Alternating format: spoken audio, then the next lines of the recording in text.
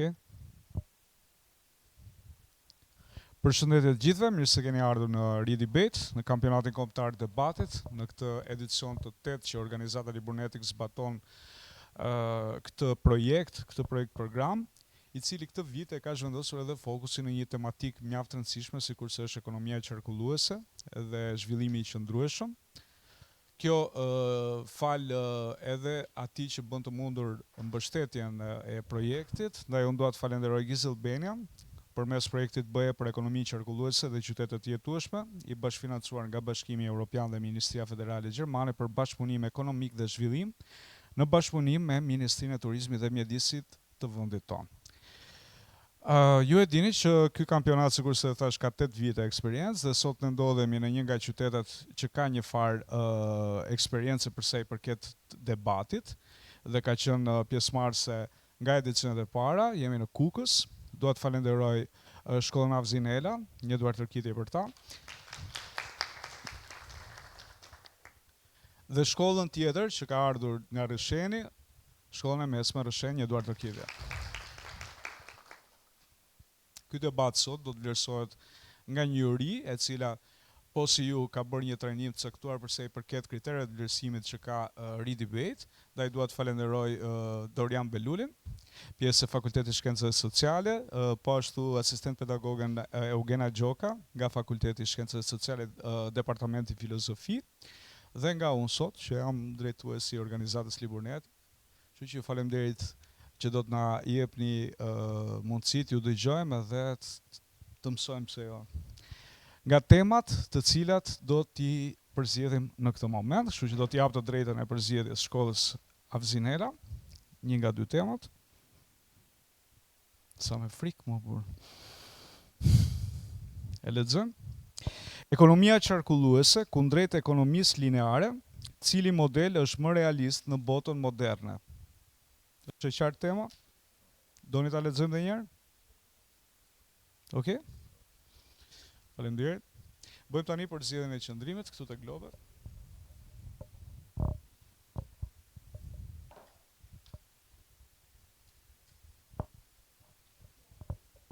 Pro, kundër.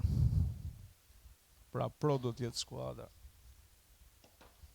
e Rëshenit, ndërsa kundër do të jetë skuadra e Avzinelës në debatin e parë për temën ekonomia qarkulluese kundrejt ekonomisë lineare, cili është modeli më realist në botën moderne. Nga ky moment keni 7 minuta kohë përgatitore, që do të thotë mund të bashkëveproni me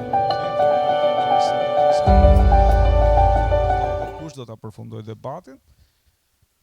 Suksese. Mikrofonin mos e fikni, mbajeni gjatë gjithë kohës ndezur, vetëm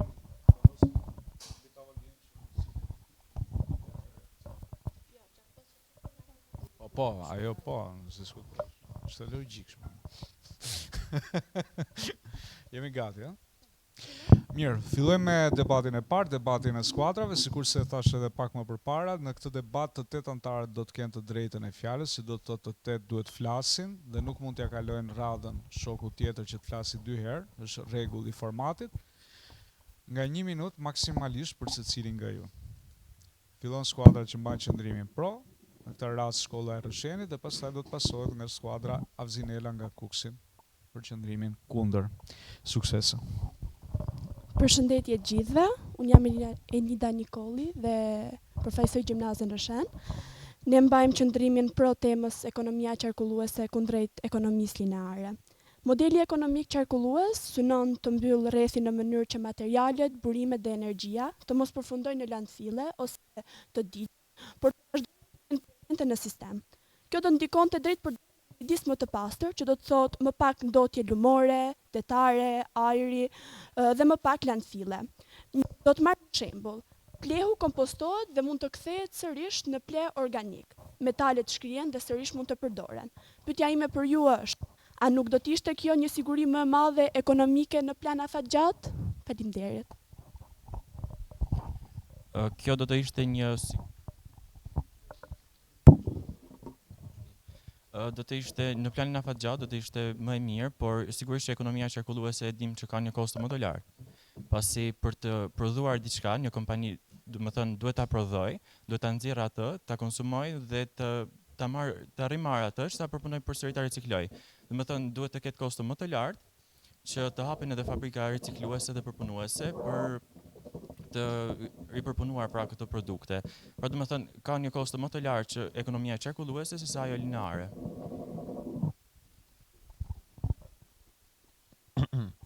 Tani ti ke një argument shumë të drejtë, sigurisht, por tani duke ndikuar në ndotjen e mjedisit, jo vetëm në Shqipëri, po në të gjithë botën, kalimin e ekonominë qarkulluese do të ulte ndotjen dhe gjithashtu do të edukonte konsumatorët mbi ndotjen dhe ekologjinë. Do të bëjnë konsumatorët ekologjik, sigurisht. Dhe gjithashtu do doja të drejtoja një pyetje për ju. A jeni ju të vetëdijshëm sa alarmant është nevoja për ekonominë qarkulluese në Shqipëri dhe edukimin mbi ekologjin për popullin shqiptar? Atëherë, mendoj që keni shumë të drejtë dhe normalisht që natyra dhe mjedisi është parësor, sidomos në kohët e sotme. Por ekonomia qarkulluese është më shumë si një ëndër, nuk mund të realizohet aq shumë në vendin tonë të vogël. Atëherë respektoj mendimin tuaj, megjithëse ju përmendet që është thjesht një ëndër, nuk do ta konsideronim si një të tillë, sepse që tani kanë filluar të merren pra masa për vazhdimsinë e këtyre projekteve që janë kundrejt ekonomisë qarkulluese. Ne kemi mbështetjen e organizatave dhe shteteve, sidomos nga BE-ja, në projekte si objektivat e zhvillimit të qëndrueshëm, për të parandaluar problemet afatgjate në të ardhmen. Këto probleme afatgjate në të ardhmen përfshin edhe shterimin e burimeve natyrore. Pra, megjithëse ju përmendët që ka kosto të larta riciklimi në këto momente, në brezat e ardhshëm, kostoja më e lartë do të shkaktohet nga shterimi i këtyre burimeve, duke çuar edhe në inflacion. Faleminderit. Atëherë, unë mendoj se mendimi im ishte shumë i saktë, pa ndërprerje nga ajo që theti. Por mendoj se një vend i vogël si Shqipëria nuk mund ta realizojë, nuk ka dot kushtet e duhura për të realizuar dot ekonominë qarkulluese në vend. Për shkak sepse një është edhe ikja e të rinjve masive që po largohen nga vendi jon, e dyta është edhe burimi i pakët i shumës monetare, që për shembull familjet shqiptare mund të kenë për të përdorur materiale të riciklueshme apo produkte ekologjike. A nuk mendon se kjo do të ishte një rëndesë e xhepave të shqiptarëve? Atëherë, jam dakord me mendimin tënd, por ne kemi mbështetjen e BE-s, pra kemi fonte nga BE-ja për të mundësuar ekonominë qarkulluese. Gjithashtu, ekonomia lineare ndikon negativisht në shëndet. Këto mbetje na ndosin ambientet, ekosistemet, pra tokën, ajrin dhe ujin. Këto mbetje na ndikojnë dhe ne drejt për drejt, ne dhe kafshët. Gjithashtu shkaktojnë probleme respirative, pra problemet me frymëmarrjen, që në të ardhmen mund të jenë probleme me uljen e gjatësisë, mund të kemi probleme me uljen e gjatësisë. Pra kemi pasoja negative nga përdorimi i ekonomisë lineare. Po mirë, si mendoni ju, a mund të kaloj aq lehtë ekonomia lineare në ekonominë qarkulluese, duke u bazuar edhe në ndikimet e kompanive të mëdha? Atëherë, ne gjithashtu kemi mbështetjen e BE-s, e cila na mundson lehtësim për kalimin nga ekonomia lineare në një ekonomi qarkulluese, dhe nëse vazhdojmë të përdorim burimet e ekonomisë tipit linear, lënda parë nga dalë dërshteret dhe mendotjen pasardhësit tanë nuk do të kenë mundësinë që të shijojnë një jetë të shëndetshme siç jetojmë ne. Gjithashtu kemi mund sjell vende të lira pune në sektorin e riciklimit dhe në grumbullimin dhe ndarjen e mbetjeve. Përshëndetje, jam Glanjeta Sopaj dhe desha të cek pak edhe pjesën e buxhetit dhe ndihmat që kemi nga BE-ja. Unë mendoj që është e vërtetë që ne kemi fonde, por mendoj që shumica e atyre fondeve po merren nga politikanët dhe nuk do jenë të gjitha në funksionin tonë. Atëherë unë dua të prek një aspekt mjaft të rëndësishëm të rëndësisë së përdorimit të ekonomisë qarkulluese. Atëherë së pari kalimi nga një model ekonomi qarkulluese jo vetëm që do të sillte mbrojtjen e burimeve natyrore, por gjithashtu do të sillte edhe siguri ekonomike. Kjo siguri ekonomike lidhet kryesisht me shkëputjen e varësisë ndaj importit të lëndëve, mund të përmendim kështu edhe metalet, sepse nëse metalet shkrihen, ato mund të ripërdoren sërish. Gjithashtu mbetjet mund të kthehen edhe në ple organik, në qendra kompostimi, siç po edhe në Roskovec të Shqipërisë. Gjithashtu dua të marr edhe disa shembuj konkret nga Ballkani Perëndimor, ku Mali Zi si vend turistik ekologjik që është po bën hapa drejt riciklimit të mbetjeve dhe partneritet me qendra kompostimi. Gjithashtu edhe Maqedonia Veriut ka partneritet me këto qendra riciklimi, po ashtu edhe Serbia po planifikon edhe ndërtimin e një incineratori në Beograd. Gjithashtu dua të përmend edhe Ljubljanën, që është në Sloveni, që është edhe vendi me ekonominë më qarkulluese, por gjithashtu edhe Gjermania që riciklon rreth 65% të mbetjeve të saj, dhe duke marrë shkas edhe ekonominë e lartë që ajo ka. Faleminderit. Jam shumë dakord me argumentin pro që të dhej, por në Shqipëri, si që dim edhe ne, kemi akoma mentalitetin dhe ndërgjegjësimi tek njerëzit është akoma i vështirë, është një temë shumë e hapur dhe akoma po diskutohet se si njerëzit mund të ndërgjegjësohen në lidhje me këto probleme. Dhe unë personalisht jam shumë dakord, por me qenë se më ka ra opsioni kundër, do doja të thoja që ndërgjegjësimi është shumë i vështirë tek njerëzit. Atëherë, përshëndetje, unë jam Bjorna. Atëherë si fillim po shohim një ndryshim të mendimit të konsumatorëve. Ata e shikojnë rreziqet që po has planeti jon dhe mendoj se po përqafojnë më shumë ekonominë qarkulluese. Ekonomia qarkulluese synon ta mbyll ciklin e ndotjes së krijuar nga ekonomia lineare. Gjithashtu rrit edhe kreativitetin dhe prodhimin e produkteve të reja. Ekonomia qarkulluese na siguron produkte më afatgjata, me të vërtetë mund shpenzojmë pak për të blerë produkte në fillim, por do t'i kemi për një kohë të përgjatë. Gjithashtu mund të hasim edhe pjesën e krijimit të punëve të reja. Për shembull, inxhinierët e IT-s mund të merren me krijimin e programeve për ndarjen e mbetjeve. Gjithashtu modeli i ekonomisë lineare bazohet në modelin merr, prodho, konsumo dhe hidh dhe ka sjellë një numër të madh të ndotjes dhe të konsumimit të burimeve si mineralet apo edhe ujë. Gjithashtu kemi dhe emetimet e karbonit, të cilat po shkaktohen nga modeli i ekonomisë lineare. Këto mund ndalohen fare mirë nga një model i ekonomisë qarkulluese. Atëherë, përshëndetje, në radhë të parë, unë jam Magdea Hasa dhe përfaqësoj gjimnazin Havzineka. Dua të fokusohem më shumë në disa pika të përmenduara nga ju, e para e cila ishte mbështetja e BE-s, që ju e përmendet shpesh herë që BE-ja mbështet shtete, por nuk është se përmendet një shumë të caktuar, sepse është e vërtetë që ato japin fonde, por ato fonde që për shembull ato kanë sjellë në Shqipëri nuk janë të mjaftueshme që të kenë një ndihmë aq të madh në të gjithë qytetet e Shqipërisë. Nëse një fond i BE-s do të përdoret për Tiranë, atëherë edhe pse normal do të ketë pak ndikim, nuk do të jetë aq i dukshëm në të gjithë përmirësimin e ambientit e zemrës në Shqipëri. Gjithashtu që ekonomia qarkulluese të ketë një ndikim, duhet të ketë globale, jo vetëm në një shtet ku ka mundësi, sikur përmendet ju Gjermania dhe shumë të tjera, por atëherë ndikimi i saj do jetë shumë i papërfillshëm në të gjithë botën. Edhe gjithashtu, fakt se nuk e përmendi emrin, përmendi edukimin e konsumatorëve, por do ishte shumë e vështirë që të edukonit në një kohë kaq shumë të shkurtër për ndikim të gjithë njerëzit, sepse edhe nëse do të bëhej bie dakord me mendimin tuaj kundër, por gjithashtu ne duhet të theksojmë që kalimi nga ekonomia lineare në ekonominë qarkulluese gjithashtu mund të bëhet edhe me hapa të ngadaltë, pra mund edhe të arrihet. Por kjo kalim mund të bëhet me hapa të ngadaltë dhe duam të theksojmë edhe nevojën për ekonomi qarkulluese që ka Shqipëria. Duke sjellë gjithashtu edhe një shembull që Shqipëria po përballet me 820.000 ton mbetje dhe vetëm 18% të saj po riciklohen. Pra kjo nevojë është alarmante, sikur përmendet më parë. Dhe gjithashtu duam të theksojmë edhe një rrezik tjetër që nëse Shqipëria vazhdon me ekonominë lineare, ajo nuk do të ta përmbush dot objektivin që BE-ja i ka vendosur, ky objektiv që është riciklimi i mbetjeve me 65% të mbetjeve.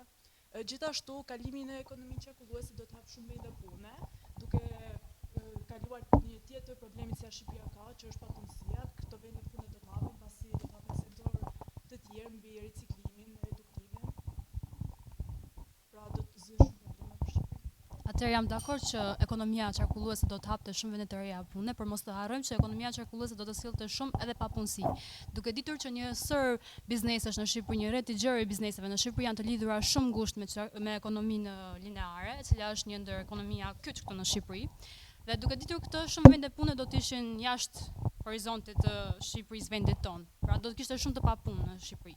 Dhe kjo do të sillte një çarje për çarjet e ekonomisë dhe do të sillte në shkatrim për vendin tonë, sepse duke ditur këtë, shumë antar, shumë njerëz të cilët punojnë për shembull që merren me pastrimin e plerave, mbeturinave që janë të bashkisë, punojnë në institucione të ndryshme, do të humbin vendin e tyre të punës.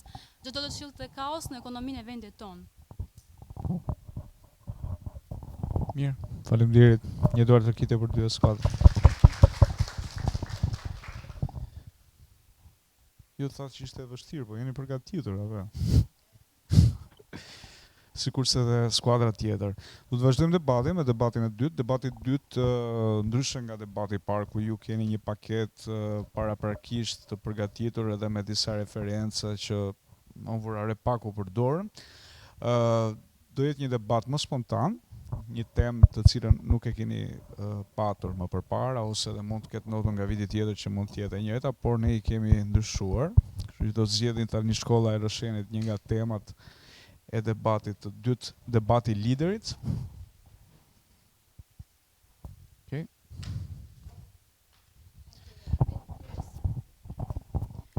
Të vetmit njerëz që kanë ndonjë pushtet në demokraci janë politikanë.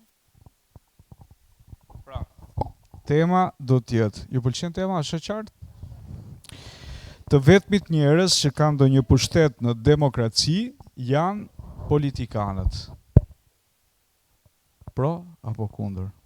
Çfarë do doni t'ju bindë? Mirë, bëjmë përzgjedhjen këtu.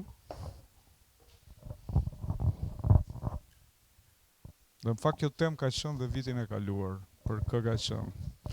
Kundër do të jetë skuadra e Avzinerës, pro do të jetë Rësheni. Liderat si quhen? Donald dhe Klejda. Donald dhe Klejda, 7 minuta kohë përgatitore. Zhvillojmë. Ky debat do të jetë debati i liderëve. Në këtë përballje do të kemi Klejdën dhe Donaldin. Do të filloj Klejda, e cila do të hap debatin, do të vazhdoj pastaj Donaldi. Pro kundër, përsa i përket temës, të vetmit njerëz që kanë ndonjë pushtet në demokraci janë politikanët. Okej? Suksese.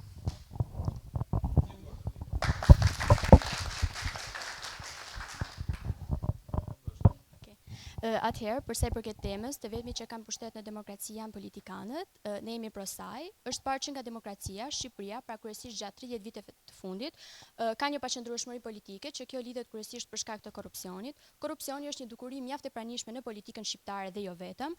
Korrupsion që ashtu ne kemi parë edhe në proceset e votimit, ku vota është një drejtë mjaft e rëndësishme për qytetarët, nga ku ata, përmes kësaj të drejtës, zgjedhin edhe udhëheqësit e tyre për të drejtuar pra shtetin e tyre. Por shpeshherë kemi parë edhe raste kur kjo votë është blerë, pra mund të ketë pasur korrupsion edhe në proceset e votimit, kur kjo është edhe një shkelje mjaft e madhe. Faleminderit. E kuptoj shumë sakt që një nga argumentet më të forta është korrupsioni. Për të hyrë në BE, një nga ëndrat tona më të mëdhaja është lufta kundrejt korrupsionit. Për këtë është hapur edhe SPAKU, ose ndryshe struktura posaçme antikorrupsion, e cila po lufton çdo ditë më shumë korrupsionin. Por për të rikthyer edhe një herë tek tema, tek demokracia, pra parimi kryesor i së cilës është me popullin për popullin, politikanët janë ato që nuk e kanë të gjithë pushtetin, pra ato zgjidhen nga populli. Çdo individ pra është i lidhur shumë ngushtë me pushtetin, pasi ne e zgjedhim vetë politikanët tonë. Demos popull, Dekratos është pushtet dhe demokracia së qëdimi ka fillimet shumë të lashta. Dhe politikanët pra janë edhe zëri i popullit, është një formë e qeverisjes ndryshe nga të tjerat, e cila sigurisht që bëhet nga popullit dhe drejta e votimit dhe të votuarit, që çdo individ e ka pra këtë të drejtë, që të votojë si dhe të votojë. Pyetja që kam unë është nëse në demokraci pra kanë pushtet vetëm politikanët, a nuk mendoni se është fuqia ose faji jonë që i zgjedhim ato? Atëherë ju më drejtuar gjithashtu edhe një pyetje, pra gjithashtu populli ka pasur edhe raste të protestave të ndryshme, por kjo ndoshta nuk është marrë për bazë edhe nga politikanët. Gjithashtu përmendet pak më parë edhe faktin e Bashkimit Evropian, ku një ndër luftat kryesore të Shqipërisë është për shkak të korrupsionit, por ama mund të themi që kjo është një ndër arsyet kryesore që Shqipëria nuk po antarësohet në BE. Gjithashtu mund të marrim rastin e shumë personave ku për shkak të bindjeve politike, pra politikanët janë edhe shkaktarë të humbjeve të punës së tyre. Përmendin edhe faktin që shumë biznese drejtohen edhe nga politikanët mjaft të mëdhenj. Kjo tregon qartë që fondet ndoshta nuk përdoren siç duhen për të drejtën dhe mirëqenien e popullit. Faleminderit. E kuptoj atë çfarë the për bizneset dhe politikanët, por kryesisht të gjithë politikanët që kanë biznese, këto biznese kanë hapur para se të futeshin në politikë. kryesisht. Pastaj, si mendoni ju, cila është forma më e mirë e qeverisjes, nëse jo demokracia, pra nëse pushtetin e ka i gjithë politikanët pra dhe nuk e ka populli, si mendoni cila është forma më e mirë e qeverisjes, nëse demokracia pra parimi i saj kryesor është që populli ka të drejtën e votës dhe të drejtën e zgjedhjes. Atëherë cili është një nga format më të mira të qeverisjes apo monarkia, në të cilën nuk ka asnjë të drejtë populli? Atëherë, gjithashtu është mjaft e rëndësishme demokracia për një popull, por mund të themi që në Shqipëri demokracia nuk funksionon plotësisht. Mund të përmendim edhe një ndër dukuritë kryesore me të cilat Shqipëria po haset sot, i cili është edhe emigracioni. Pra ndër shkaqet kryesore është papunësia, një infrastrukturë e pakët, një ekonomi e ulët, dhe kjo vjen ndoshta edhe nga keqpërdorimi i fondeve nga politikanët. Gjithashtu marrim edhe raste konkrete ku shumë politikanë janë burgosur edhe për shkak të abuzimeve të fondeve. Dhe kjo na tregon ne që vendi nuk po drejtohet nga njerëzit e duhur dhe ndoshta edhe ne pra duhet ta ndryshojmë këtë mënyrën e zgjedhjeve apo përgjigjeve që japim. Faleminderit. Por nëse demokracia pra është e gjitha në pushtetin e politikanëve dhe njerëzit po largohen, atëherë pse nuk qëndrojnë njerëzit dhe të anashkalojnë pra emigrimin, që mos ta realizojnë atë, por të rrinë që të bëjnë vendin e tyre, të bëjnë një qeveri më demokratike, të zgjedhin vetë se cilin dëshirojnë dhe mos të ndikohen nga të tjerët, pra mos të ndikohen edhe nga faktorët e jashtëm, siç është pra emigrimi dhe faktorët ekonomik kryesisht, që të largohen nga vendi i tyre. Pse të mos qëndrojnë ato këtu dhe të zgjedhin se cilin duan, pra cilin pushtetar. Pastaj, siç e përmendja edhe pak më parë, sigurisht që nuk është në dorën e politikanëve i gjithë pushteti, por në dorën e popullit, pasi ne i zgjedhim ato. Atëherë është faji jonë se i zgjedhim ato, pasi çdo 4 vite ne e dim që bëhen edhe zgjedhjet për të cilat populli vendos. Edhe që e përmendje pak më parë blerjen e votës. Vota nuk mund të blihet në aq masa që të fitojë një qeveri, pasi do dalë në humbje. Sigurisht që nëse një votë është aq edhe e shtrenjtë, le të themi e shtrenjtë, si një politikan nuk mund të blejë aq shumë vota që të fitojë qeverinë e tij, pra pushtetin, dhe ta mbajë atë për disa vite me radhë. Atëherë ju përmendet edhe faktin që ne kemi në dorë vetë për të zgjedhur politikanët, por kemi edhe raste të ndryshme të kërcënimit për votën. Ne me të vërtetë themi që sovrani është populli, por në të vërtetë në vendin tonë nuk po ndodh kjo gjë. Gjithashtu edhe fjala në Shqipëri nuk është se merret shumë përbazë, nga ku ligjin e bën i forti dhe populli hesht. Gjithashtu mund të marrim edhe raste ku në Shqipëri nuk funksionon plotësisht demokracia. Mund të marrim edhe një rast konkret ku Kosova është një vend pothuajse me një zhvillim si Shqipëria, por ajo po bën hapa drejt zhvillimit më shumë se vendi ynë. Dhe kjo tregon që ekonomia apo politika në Shqipëri nuk funksionon me ritmet e duhura. Doja të bëja edhe një pyetje e cila u anashkalua pak si shumë herë. Cila është pra forma më e mirë e qeverisjes, duke qenë se populli nuk hesht, flet, por nuk dëgjohet. Pra, çdo person ka të drejtë edhe të votojë dhe të votohet. Atëherë pse ne nuk bëjmë diçka, pse nuk e ndryshojmë këtë mënyrë të qeverisjes, ose pse nuk ndryshojmë pushtetarin, i cili, siç e përmendja edhe pak më parë, nuk ka mundësi të blejë aq shumë vota se që të hyjë në pushtet, por është faji i popullit, i cili nuk mundet që të ndryshojë vetë.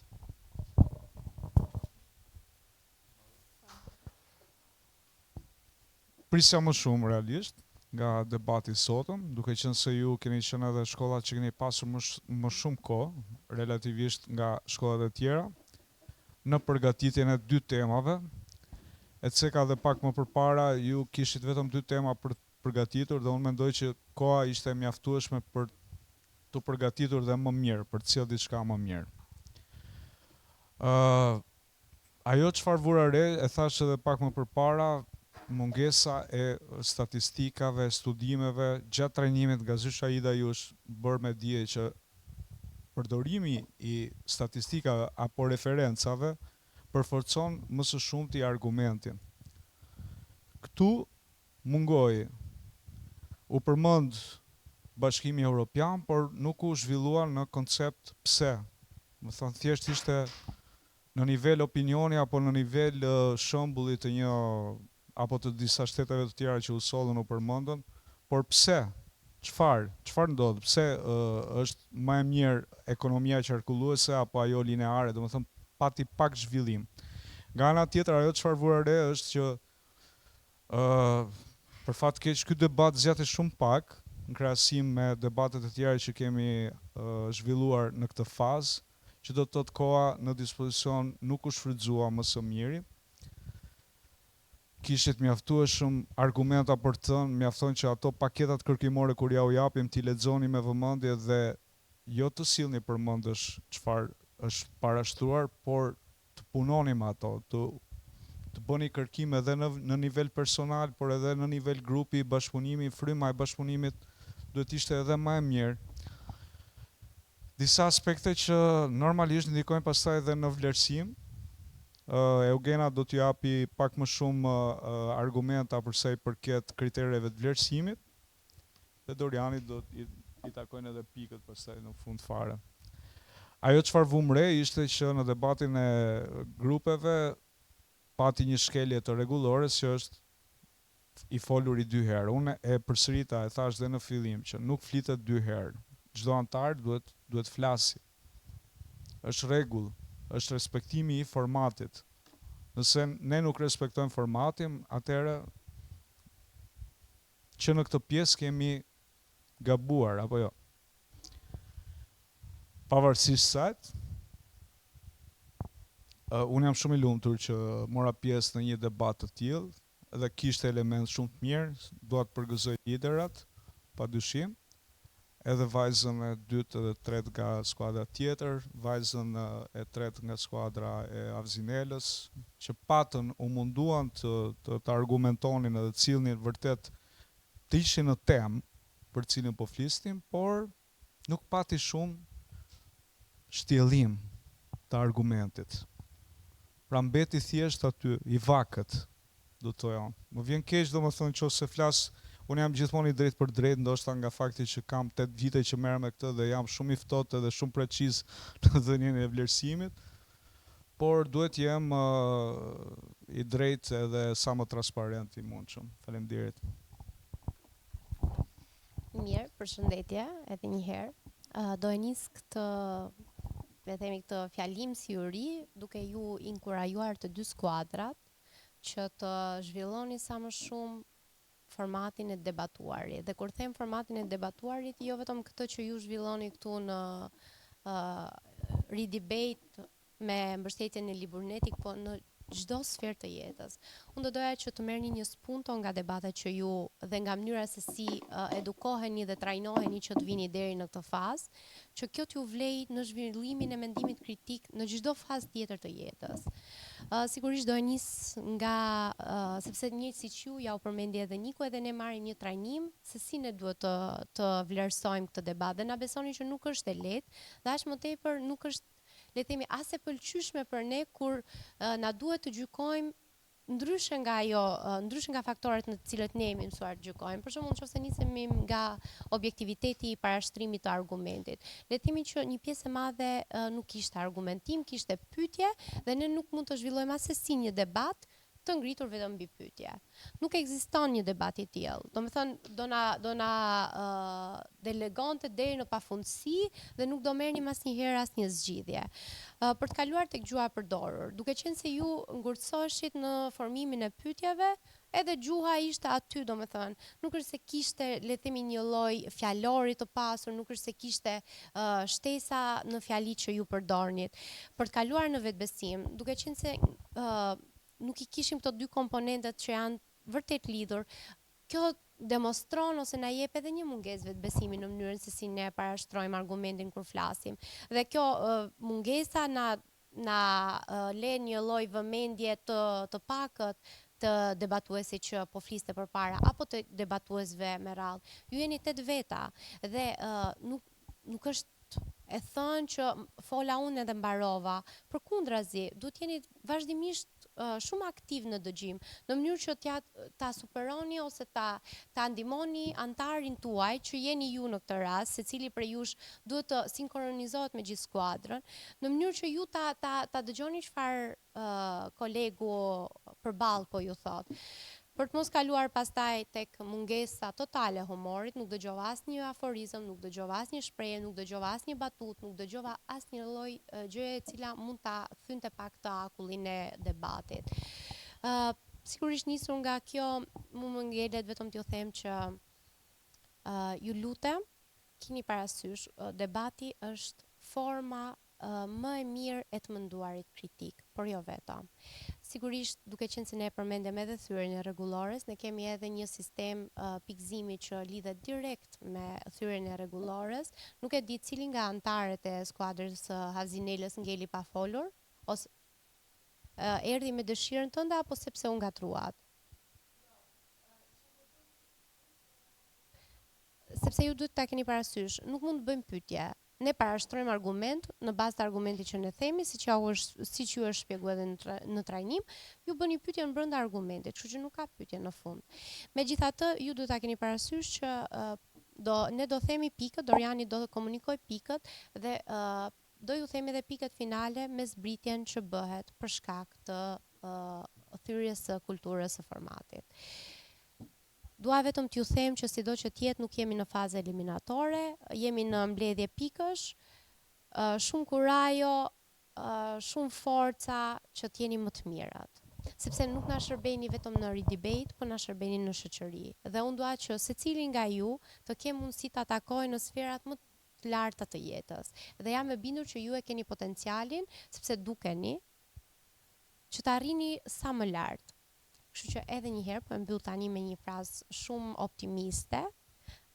Realisht unë kam vërtet besim tek brezat e rinj sot, ndoshta jo se kemi ndonjë diferencë shumë të madhe, po gjithsesi jam shumë e sigurt që është në dorën e të rinjve që të ndryshojnë dhe të krijojnë një rrugë të re të menduarit pa pasur barriera, sepse fatmirësisht ne jemi rritur pa këto barriera, kështu që le të shkojmë përtej tyre. Kaq kisha, ju falenderoj dhe shumë suksese. Atëherë përshëndetje, siç u prezantova edhe nga kolegët, unë jam Doriani, për sa i përket debatit që u zhvilluar ditën e sotme, prisja shumë më shumë, duke qenë që mundësitë që i keni brezi juaj në kohë të sotme, po të krahasoni me brezin që kemi qenë ne, është një diferencë shumë e madhe. Thjesht mendoj që ndoshta nuk është marrë aq shumë seriozisht sa duhet për të marrë për pjesën e debatit. Siç u përmendëm, kishte domethënë dhe mungesa, po kishte edhe disa pika që domethënë u përshtatën mbi temën, po domethënë pjesa më e madhe e këtij debatit ishte bazuar në mënyrë subjektive dhe me një kundërpërgjigje vetëm me pyetje, s'se kishte ndonjë specifik që ndonjë objektiv, ndonjë statistikë, ndonjë mbështetje që ju nga e keni krijuar këtë mendim apo pse po e mbështesni si mendim.